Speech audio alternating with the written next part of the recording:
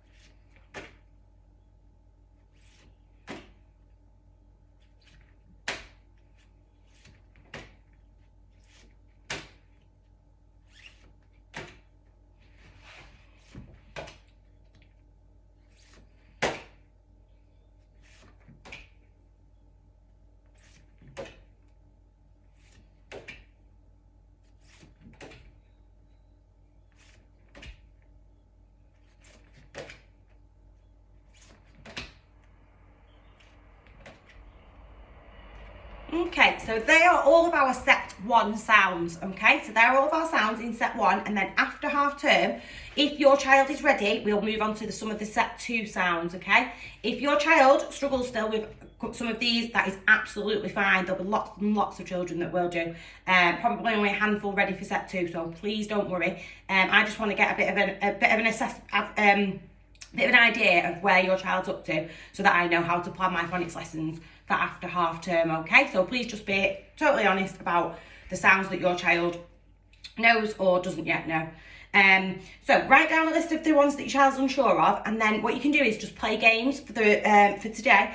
Play some games, so you could write some of the sounds down on pieces of paper, on post-it notes that they're unfamiliar with, and then you can play the splat game where you have to use a fly spotter or a spatula or your hand, say the sounds, get your child to splat the sounds.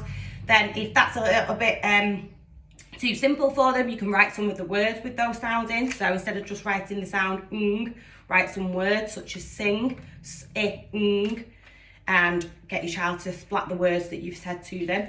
Or you can play corners like we did with the red words, where we put some music on, we say a particular word, but this time you can do it with sounds and ask your child to run to that sound. You could do the hopscotch game.